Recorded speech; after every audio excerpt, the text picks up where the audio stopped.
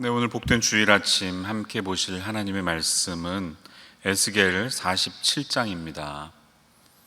에스겔이 이제 마무리돼 가는데요. 오늘 후반부에 47장 1절에서부터 12절까지 말씀 함께 보시겠습니다.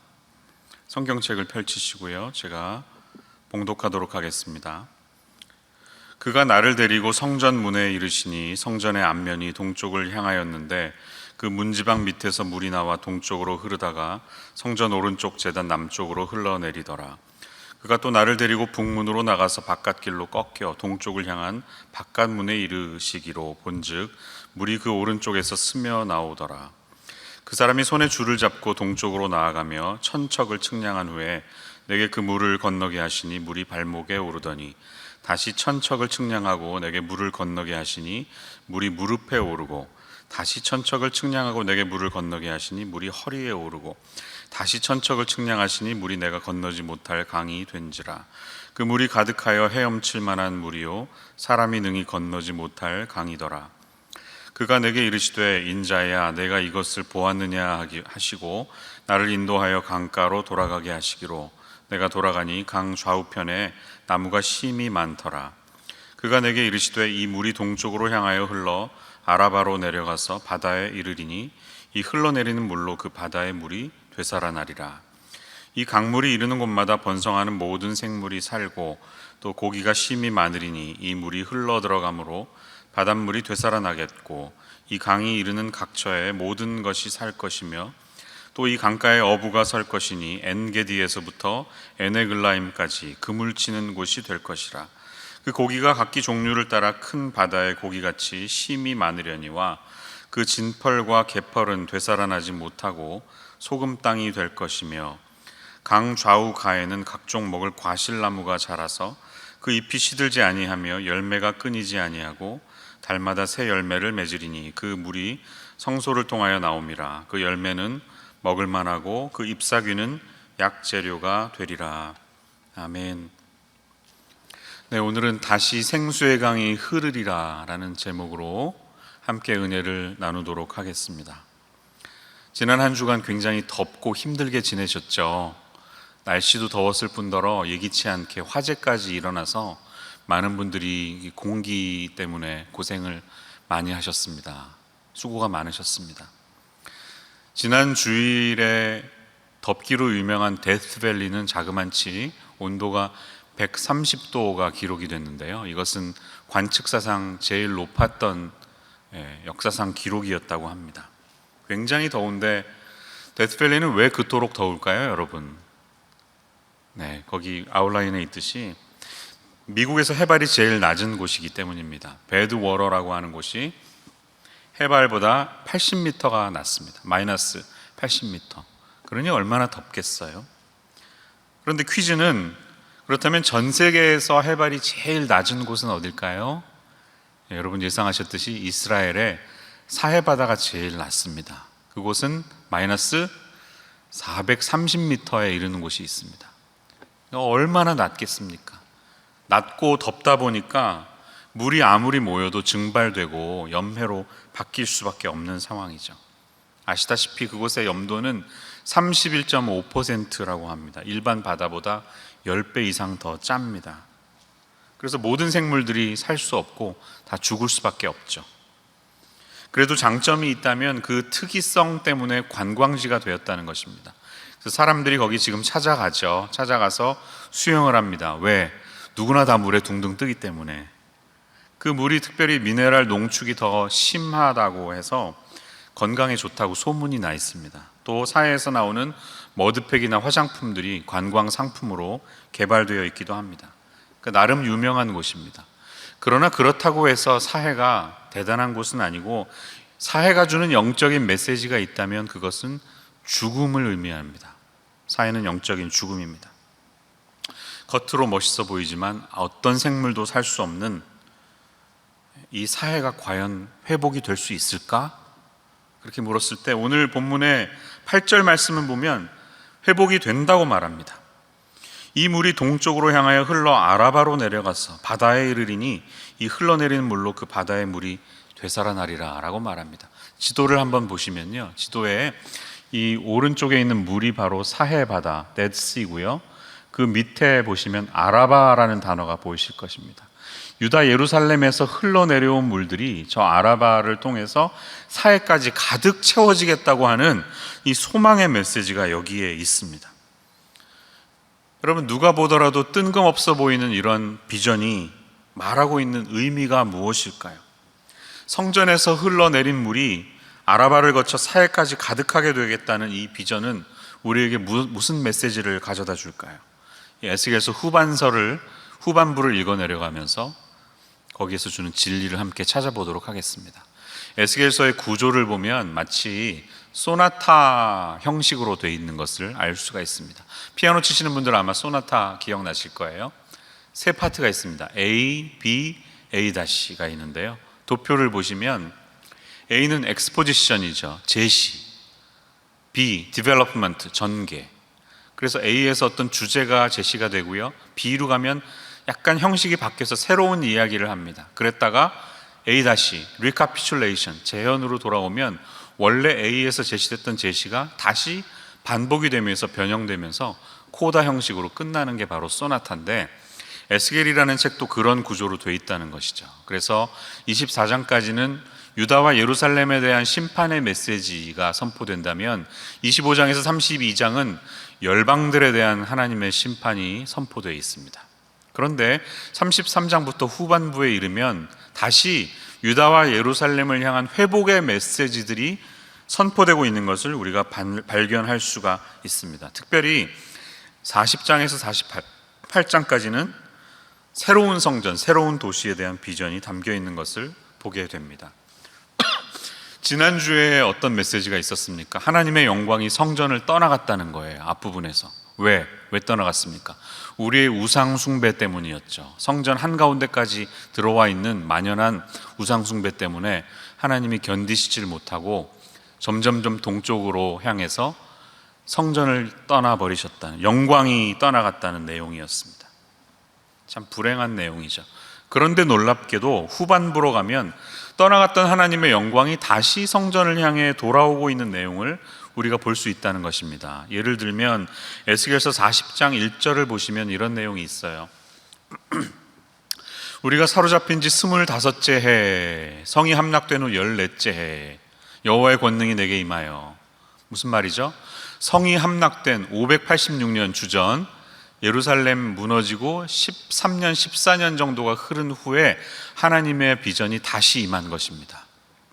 에스겔 연표를 보시면 우리 지난주에 우리 복습했는데요. 그가 BC 597년경에 바벨론 2차 침략을 통해 포로가 돼서 끌려갔습니다. 그러다가 5년 정도 지나서 하나님의 소명을 받죠. 그발 강가에서 하나님의 비전을 받고 그의 나이 30살에 선지자 사역을 시작합니다. 그런데 중간에 예루살렘은 무너졌고 이제 13년 정도가 흐른, 다시 말해서 BC 573년경쯤에 다시 이 비전이 찾아온 것입니다. 그 비전은 하나님의 영광이 돌아오겠다는 비전이었습니다. 그래서 이사야서 43장 1절에서 5절을 보면 우리가 지난주에 봤었는데요. 하나님이 어떻게 하고 계세요? 그분의 영광이 다시 성전에 돌아오고 있습니다. 다 읽지는 않겠습니다. 뒤를 보시면 여호와의 영광이 동문을 통하여 성전으로 들어가고 여호와의 영광이 성전에 가득하더라, 이렇습니다. 여러분, 얼마나 이 사실이 우리에게 큰 기쁨을 줍니까? 위로가 되죠. 아, 떠나갔던 하나님의 영광이 다시 돌아오시는구나, 소망을 줍니다. 그런데 이 회복과 소망의 메시지 속에서 우리가 어떤 하나님의 메시지를 붙들어야 할까요? 그 사실을 세 가지 정도 아웃라인으로 함께 보도록 하겠습니다. 화면 밑에 있는 아웃라인 보시면서 첫 번째로 우리는 여기에서 강물의 근원이 오직 제단을 통해서 흘러나오고 있다는 사실을 잘 볼 수 있어야 합니다. 47장 1절 말씀을 보면 이렇게 시작하죠. 그가 나를 데리고 Then he brought me back to the door of the temple, 이렇게 말하는데 그가 누구일까요? 에스겔에게 성전을 안내하는 어떤 사람, 어떤 존재입니다. 근데 신비롭게도 그가 누구인지 우리는 정확히 알 수 없습니다. 아마 천사 중에 한 명이었을 것입니다. 그런데 에스겔은 그를 따라서 성전의 비전을 보다가 갑자기 놀랍니다. 새로운 장면이 있어요. 그게 뭘까요? 성전의 문지방 밑에서 물이 나와. 다시 말해서 지성소에 있는 하나님의 보좌가 머무시던 그 제일 중앙의 자리 지방 밑에서 물이 쫄쫄쫄쫄 흐르고 있는 것을 본 것입니다. 에스겔에게 그것이 왜 놀라웠을까요? 그럼 보좌에서 물이 흐르지 않거든요. 에스겔은 직업이 제사장이기 때문에 어느 누구보다도 이 사실을 잘 압니다. 지성소에서 물이 흐를 수 없다. 근데 여기 이 장면에서는 그곳에서부터 물이 흘러나와서 점점 동쪽을 향해서 물이 흘러가고 있다는 사실을 발견하는 것입니다. 그 비전은 어떻게 전개됩니까? 어떤 사람이 손에 줄을 잡고 측량을 해요. 3절 말씀 보니까 천척, 다시 말해서 450m 정도를 재니까 발목에 이르고, 또다시 450m 나가니까 무릎에 오르고, 또다시 나가니까 허리에 오르고, 마지막으로 5절 보니까 또다시 나아가니까 건너지 못할 강이 되었습니다. 450, 1800m에 이르기까지 물이 점점 깊어지는 모습을 여기서 보게 되는 것입니다. 그는 굉장히 놀라고 있습니다. 5절 말씀을 원어적인 표현으로 번역해 본다면, 보라, 내가 건너지 못할 강, 왜냐하면 그 물이 깊었다. 헤엄칠 만한 물, 건너지 못할 강. 이렇게 깜짝 놀라서 이 놀라운 광경을 정신없이 표현하고 있는 에스겔을 볼 수가 있습니다. 좀 전까지만 해도 어지간히 만만한 시냇물이 점점 물줄기가 세지면서 헤엄을 칠 만큼 깊어지는 이 큰 강이 되었다는 것입니다.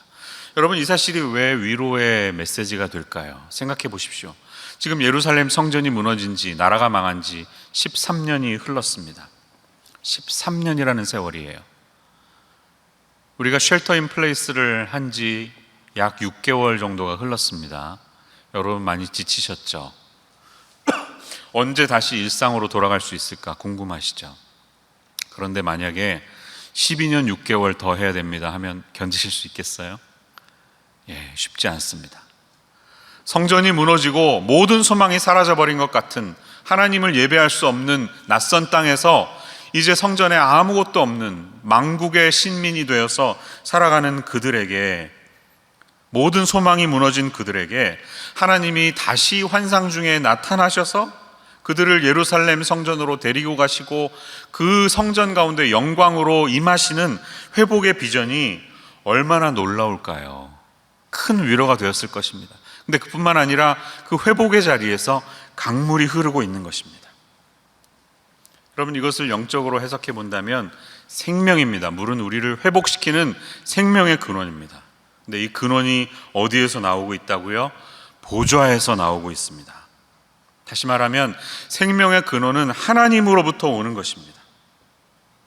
우리가 어떠한 영적인 회복을 위하여, 영적인 부흥을 위하여 기도하고 있습니까? 그렇다면 기억하십시오. 부흥의 출발은, 부흥의 근원은 하나님의 보좌로부터 흘러나오는 것임을 우리는 잊지 않아야 합니다. 오직 하나님만이 우리의 메마른 심령과 죽음과도 같은 한없는 황폐함들을 채우실 수 있는 유일한 분이신 것을 기억하시기를 바랍니다. 우리의 목마름은 하나님이 주시는 그 생명의 능력이 아니고서는 그 무엇으로도 채울 수 없다는 사실입니다. 이것은 우리가 조절하거나 인위적으로 만들어낼 수 없습니다. 영적인 회복과 생명은 오직 하나님 그분으로부터 오는 것이고 그분의 보좌로부터 흘러나와야 한다는 사실을 기억하시기 바랍니다. 두 번째로 우리가 오늘 붙들어야 하는 메시지는 무엇일까요? 그것은 지금의 현실은 비록 사막처럼 메말라 있지만 마침내 풍성한 강물이 될 것이라는 사실이에요. 여러분, 이 장면을 한번 상상을 해보십시오. 6절에서 12절까지 이어지는 그림인데요, 얼마나 놀랍습니까? 7절, 강 좌우편에 나무가 심이 많더라. 9절, 모든 생물이 살고 또 고기가 심이 많으리니. 10절, 그 고기가 각기 종류를 따라 큰 바다의 고기같이 심이 많으려니와. 12절, 강 좌우가에는 각종 먹을 과실나무가 자라서 그 잎이 시들지 아니하며. 무슨 말이죠? 풍성한 생명의 회복을 의미하고 있습니다. 강 주변에 모든 생명들이 되살아나고 죽을 것만 같았던 그 사해바다 염해가 민물로 바뀌어서 모든 생명들이 되살아났다는 사실을 보게 됩니다. 이것은 이 말씀을 읽는 이스라엘을 아는 사람들에게는 충격이 아닐 수 없습니다. 왜? 사해는 그렇게 바뀔 수 있는 바다가 아니거든요. 염도가 높아서 생물이 살 수가 없습니다. 지금도 이 사해바다로는 해마다 5억 4천만 톤의 호수 물들이 유입되고 있습니다. 그러나 그만큼 빠르게 증발하기 때문에 여전히 염도가 높을 수밖에 없는 죽음의 바다 상태에 이르게 됩니다. 남북이 자그마치 80km에 이르는 이 광대한 소금 바다에 생명체 하나 살지 못하고 풀 한 폭이 자라지 못하는 그 땅인데, 그래서 마셔도 갈증만 더할 수밖에 없는 생명을 주지 못하는 땅인데, 그 죽음의 바다가 성전에서 흘러가는 물을 통하여 완전히 우리가 상상할 수 없는 희한한 회복이 이루어진다는 사실입니다. 물고기들이 넘쳐나고 물고기를 잡으려는 어부들이 넘쳐나고 생기가 넘치고 웃음소리가 들리는 그런 행복한 광경이 일어난다는 것입니다.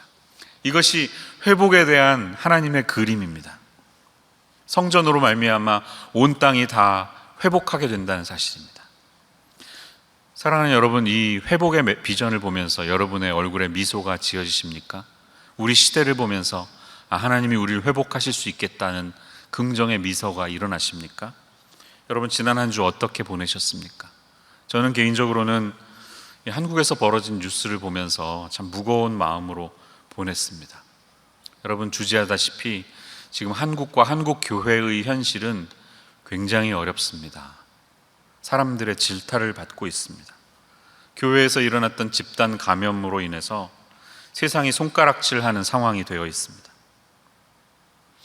이런 비참한 상황 속에 우리가 영적인 부흥과 회복을 외치는 것이 매우 비관적으로 보이기도 합니다.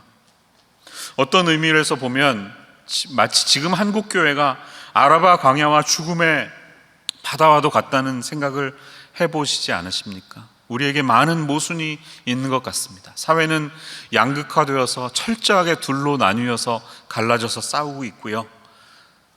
모든 집단들마다 집단 이기주의에 빠져서 NIMBY, Not in my backyard, 다 돼도 내 뒷뜰에서는 안 돼, 자기 것을 지키기 위해서 희생하지 않고 싸우고 있습니다. 이런 이기주의화 되어 있고 저마다 적대화되어 있는 이 사회 속에서 우리 교회는 세상과 하나님의 자리를 연결하는 화해와 평화의 사다리를 놓을 수 있는 화해 메신저들이 되어야 하는데요, 정말 우리의 현실이 그러냐는 거예요. 얼마나 비관적입니까? 그렇지만 여러분, 여전히 우리의 기도는 이렇게 해야 할 것입니다. 그것은 우리의 삶 속에 모든 영역에 하나님의 회복시키시는 생수의 강물이 흘러들어서 우리의 삶을 하나님께서 회복시키시고 우리가 걸어가는, 우리가 뿌리 내리고 있는 우리의 삶의 현장에도 하나님의 나라가 임하게 하여 주시옵소서. 이렇게 우리가 기도해야 하는 줄로 믿습니다. 이 복음의 메시지와 복음의 가치관이 우리의 가정과 일터와 사회와 학교와 교회 가운데 스며들어가서 그것을 통해 새로운 생명의 강이 스며들고 흘러가고 점점 대립과 어두움으로 치닫는 이 땅과 이 민족이, 우리 민족의 현실이 죽음의 바다로 가는 것이 아니라 새로운 삶으로 회복될 수 있는 그런 나라 되게 하여 주시옵소서. 기도할 수 있는 저와 여러분이 되어야 하겠습니다. 여러분, 그 길이 어떻게 가능할까요? 기승전 예수입니다. 결국 예수님을 통하지 않고는 온전한 회복을 맛볼 수 없습니다. 조금 재미있는 이야기인데요, 이것은 사람의 해석이니까 그냥 듣고 지나가셔도 됩니다. 그런데 굉장히 흥미롭습니다. 47장 10절 말씀을 보시면 특별히 엔게디에서부터 에네글라임까지 그물 치는 곳이 될 것이라는 메시지가 있습니다. 이것이 무엇을 의미하느냐를 예수님과 연결하는 해석을 본 적이 있습니다. 요한복음 21장에 보면 예수님이 베드로에게 나타나서, 제자들에게 나타나서 숯불을 차리시고 생선을 구워서 먹이시잖아요. 그러기 전에 고기 잡았냐? 그랬더니 밤새 동안 못 잡았습니다. 그랬더니 오른쪽으로 던져봐 했더니 고기가 엄청 많이 낚였는데 겨우겨우 올렸더니 몇 마리가 잡혔다고요? 153마리, 153마리가 잡혔다는 장면이 여기 나옵니다. 여러분 모나미 볼펜 아시죠? 모나미 볼펜에 153 찍힌 게 바로 이 이유 때문입니다. 모나미 사장님이 어떤 영감을 받아서 153을 모든 볼펜에 찍었는데 그게 이유인지는 모르지만 하여튼 대박이 났습니다. 대기업이 됐습니다. 어쨌든 이 153마리와 예수님이 말씀하시는 이 부분이 어떤 상관이 있을까요? 그것은 우리가 히브리어를 조금 알면 도움이 되는데요. 히브리어는 아라비아 숫자가 사용되기 이전에 22개의 자음이 있는데 22개의 알파벳 하나하나마다 고유의 숫자를 매겼습니다. 그래서 이 단어들의 숫자를 조합해서 나오는 상징적인 숫자를 만들어냈습니다. 예를 들면 히브리어로 sun이 있다고 가정해 보겠습니다. sun, 태양. 그러면 각각의 숫자가 sun이 80 더하기 200 더하기 9 이렇게 하면 태양이 289라는 숫자로 암호화된다는 것이죠. 그런데 이 289가 무엇을 의미하는지 알아보는 방법을 게마트리아 용법이라고 합니다. 그런 식으로 어떤 메시지를 담아낸 거예요. 그런데 흥미로운 사실은 이 엔게디라고 하는 단어는 히브리 숫자로 보면 17이 되고요. 에네그라임이라는 단어는 153이 됩니다. 연관이 있습니다. 근데 이 153이라는 숫자는 1부터 17까지 다 더하면 153이 나옵니다. 이게 무슨 말일까요? 엔게디에서 에네글라임은 사해 근방이 있는 마을인데 서로 30km 떨어져 있는 마을입니다. 사해 그 근방이 민물로 다 바뀌어서 회복될 것이라는 말씀인데 놀랍게도 한참 600년 이상의 시간이 흐른 어느 날 어느 사건을 통해 예수님이 제자들에게 보여주셨던 한 사건을 통해 이 메시지가 전달이 됩니다. 그것은 무엇입니까? 나의 말을 들으면, 예수님의 말을 따르면 풍성함이 있다, 회복이 있다는 메시지가 아니겠습니까? 그런 회복을 지금 말하고 있는 것입니다.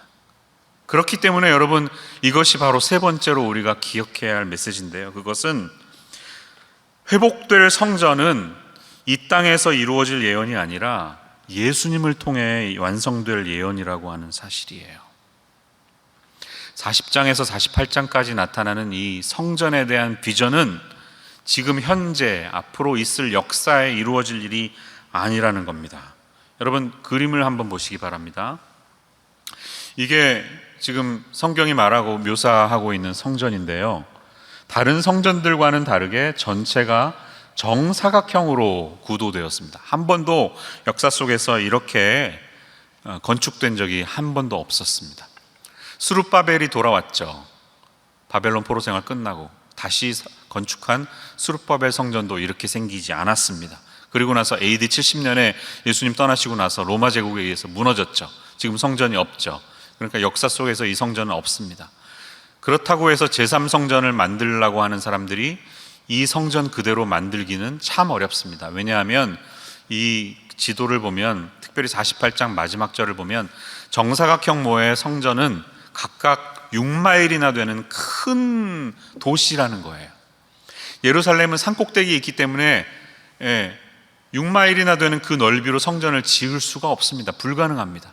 예루살렘에 짓지 못하든지 딴 곳에 지어야 하는데 이스라엘 사람들에게는 그럴 수 없죠. 성전은 예루살렘에 지어야 하는 것이죠. 그렇기 때문에 이것은 현실 속에서 역사에서 일어날 성전이 아니라는 것입니다. 48장을 읽어보시면요, 여러분 나중에 예배 끝나고 읽어보시면 좋겠는데, 땅을 분배하는 일에 대해서 나오고 있습니다. 지파별로 땅을 나눠주는데 어떻게 나눠주나요? 지도를 한번 보시죠. 이렇게 나눠줍니다. 균등하게, 공평하게, 지금 역사의 현실로 보면 말도 안 되게 똑같이 자를 재서 나누듯이 그렇게 나누고 있다는 사실이에요. 여러분, 이게 무엇을 의미하는 것일까요? 자, 하나님이 회복시키실 땅은 균등하게 공평하게 이루어질 땅이다. 그런데 이러한 공평한 세상이 이루어지기 전에 먼저 너희들이 거룩한 물로 회복되어야 한다. 그래서 성전을 중심으로 온 땅이 다 물에 덮여서 온전히 회복되는 모습을 우리가 보고 있다는 거예요. 그런데 중요한 건 뭐예요?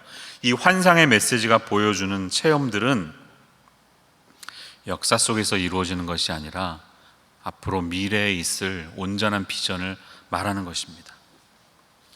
이 흘러나온 강이 생명을 살리는 물이 된 것은 여러분 짐작하셨듯이 예수님의 십자가의 대속의 사건을 통해서 인간을 구원하여 주시는 성령이 주시는 이 복음의 능력이 온 땅을 덮을 것이라는 확신의 메시지였습니다. 그런데 예수님께서는 이 성전이 너희들이 앞으로 짓게 될 성전이 아니라 사실은 자기 자신인 것을 계속해서 우리에게 말씀하셨어요. 특별히 요한복음을 집중적으로 읽어보면 예수님이 물 이야기를 많이 하십니다. 요한복음에 물 이야기가 많이 나와요. 요한복음 2장의 첫 부분을 보면 예수님께서 성전을 청결하시고서 예루살렘에 있는 사람들과 대화를 나누죠. 성경 말씀 한번 올려주시면요, 성전을 보시면서 이 성전은 헐라 내가 사흘 동안에 일으키리라 이렇게 말합니다. 그러니까 유대인들이 궁금해서, 아니 이 성전은 스룹바벨이 46년 동안에 지었는데 어떻게 당신이 3일 동안에 다시 그것을 짓겠다는 말입니까? 물으니까 예수님이 뭐라고 하시죠? 이것은 성전된 자기 육체를 가리켜 말씀하신 것이라고 요한이 설명하고 있습니다. 사실 이 성전은 예수님 당신이라는 것이죠. 다시 말해서 예수님 자신이 성전이고 궁극적으로 그분과 연결된 우리가 성전이라는 메시지인 것입니다. 여러분, 우리 예수님과 연결되어 있는 우리 신약의 교회가 바로 성전입니다. 요한복음 3장에 가면 어떤 일이 있죠? 니고데모와의 대화입니다. 아니 어떻게 사람이 늙으면 다시 날 수가 있습니까? 본어게인 하는 게 무슨 뜻입니까? 그랬더니 예수님이 진실로 진실로 내게 이르노니 사람이 물과 성령으로 나지 않으면 하나님 나라에 들어갈 수 없다고 말씀하십니다. 물과 성령은, 여러분, 정확한 번역은 물, 다시 말해서 성령이라는 뜻입니다. 예수님이 말씀하신 물은 유대인들은 그것은 정결의식을 행하는 그러한 도구로만 사용했지만, 아니 내 때가 오면 이 물은 성령을 의미하는 것이다, 완전히 새로운 생명을 탄생시키는 성령을 의미하는 것이다 라고 설명해 주고 계십니다. 요한복음 4장에 가면 야곱의 우물에서 여인 하나와 대화를 나누시죠. 예배에 대한 진리가 여기 길게 담겨 있습니다. 물 얘기하십니다. 뭐라고 그러시죠?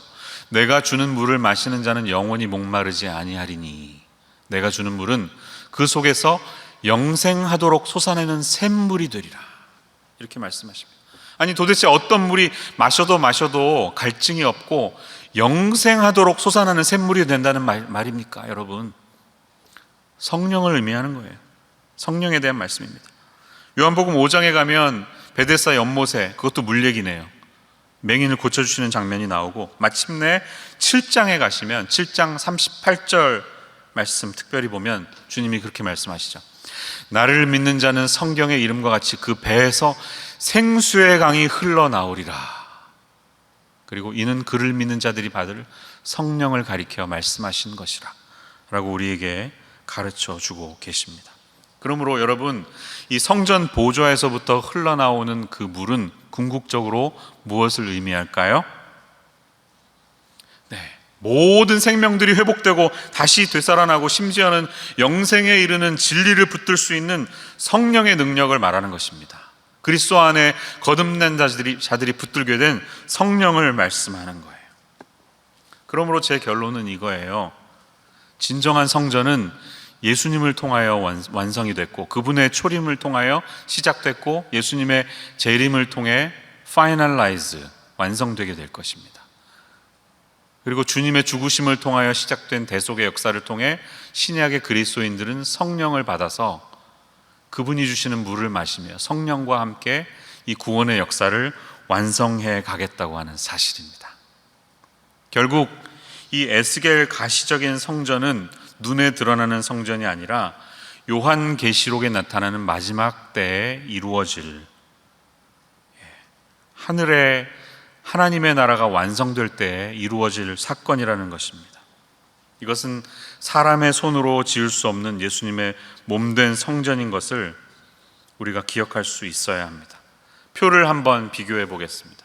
표를 보면 잘 보이실지 모르겠는데요, 아주 흡사한 점이 많습니다. 에스겔 성전과 계시록 21장, 22장의 내용은요, 성전을 본 장소도 지극히 높은 산이고 크고 높은 산입니다. 성전을 측량하는 도구가 장대, 또 갈대, 금갈대 같은 것이 있습니다. 성전의 모양도 둘이 아주 네모가 반듯한 정방형입니다. 그리고 우리가 본 것처럼 생수가 성전 보좌에서 흘러나서 모든 잎사귀가 되살아나듯이 계시록을 보면 어린 양의 보좌로부터 생명수강이 흘러서 모든 실과를 맺고 그 잎사귀가 만국을 소성시킨다고 말씀하고 있다는 사실을 여러분 기억하시기를 바라요. 에스겔 선지자는 이 에스겔서의 대단원을 마무리하는 마지막 구절에서 지금 이 회복된 예루살렘 도시의 환상을 보고 있는 것입니다. 페이지를 넘기셔서 여러분 에스겔 48장 맨 마지막 절 35절을 보면 그 사방의 합계는 18,000척이라 18,000 cubits, 이것은 6마일입니다. 굉장히 넓죠. 커다랗습니다. 그날 후로는 그 성읍의 이름을 뭐라고 한다고요? 여호와 삼마라 하리라. 여호와 삼마는 The Lord is there, 주님이 거기에 있다라는 뜻입니다. 여러분, 우리는 지금 회복될 하나님의 나라를 봅니다. 천국의 영광과 천국의 미래를 보고 있는 것입니다. 여러분, 천국의 본질이 무엇인가요? 천국에 무엇이 있습니까? 거기에는 온갖 치장된 금덩어리들과 황금과 다이아몬드와 각종 보석이 있나요? 아니요. 그것보다 중요한 것은 천국에는 하나님의 임재가 있습니다. 천국에서는 우리가 하나님과 함께하는 그곳이 될 것입니다. The Lord is there. 여호와 삼마. 에스겔이 바라본 성전은 최종적으로 우리에게 임할 하나님의 나라의 영광을 보여주고 있다는 사실입니다. 사실 그곳에서는 어떤 건물이 필요한 것이 아니에요. 그래서 계시록의 비전을 보면 21장 22절을 보면 성 안에서 내가 성전을 보지 못했다고 말합니다. 그 이유는 주 하나님 곧 전능하신 이와 및 어린 양이 그 성전이심이라 라고 증거하고 있습니다. 그러므로 사랑하는 여러분, 우리가 무엇을 꿈꾸어야 할까요? 하나님의 나라를 꿈꾸어야 합니다. 그 하나님의 나라는 어디에 건설됩니까? 다시 이 땅 지구 어딘가에 이 성전으로 피지컬리 임하셔서 완성되는 것이 아니라 하나님의 나라가 우리에게 찾아오고 우리가 천국에 들어가기도 하는데요, 그 천국의 본질은 예수님 그분 자신이라는 것입니다. 그분이 곧 성전이 되십니다. 예수님과 함께 그리스도의 피로 연결된 우리들이 그 영광의 자리에 지금 함께하고 있음을 감사하시기를 바라요. 그리고 이 어려운 시간에, 어려운 시기에 주변을 둘러봐도 온갖 사해바다와 같은 그런 사회의 구석구석을 볼 때마다 우리는 사모할 수 있어야 합니다. 주님, 그 영광의 물줄기를 저에게도 비추어 주셔서 그리스도의 몸된 성전된 저의 인생을 통해서 하나님의 영광의 빛이 비추어지게 하시고 그 성전의 물이 흘러내려가서 사회의 구석구석을 적시게 하여 주시옵소서. 그것을 통해서 온전히 회복시키시고 이 땅에 다시 임할 하나님의 영광스러운 주님의 나라를 사모할 수 있는 제가 되게 하여 주시옵소서. 이렇게 기도할 수 있는 저와 여러분 모두가 되시기를 우리 주 예수님의 이름으로 축원합니다. 우리 기도하겠습니다. 하나님 아버지, 감사합니다. 지난 한 주간 저희들이 참 어려운 시간을 보냈습니다. 코비드-19의 위기 속에서 날씨도 더웠고 또 화재를 통해 이 베이 지역이 참 어려움을 겪고 있습니다. 사람들의 마음이 황폐해져 있고 참지 못하고 분노하고 있습니다. 한국 사회는 교회로 인한 집단 감염을 통하여 교회가 손가락질 당하고 있는 상황입니다. 주여, 우리를 불쌍히 여겨주시고 하나님의 권능의 빛을 우리에게 비추어 주셔서 저희들이 온전히 회개하고 그 우리에게 능력 주시는 성령님의 물이 사회 구석구석에 흘러갈 수 있기를 기도하고 저희들의 삶을 회개의 자리에 던지게 하여 주시고 저희들이 성령의 능력으로 온전함을 맛볼 수 있는 이 시간이 되게 하여 주시옵소서. 예수님의 이름으로 기도합니다. 아멘.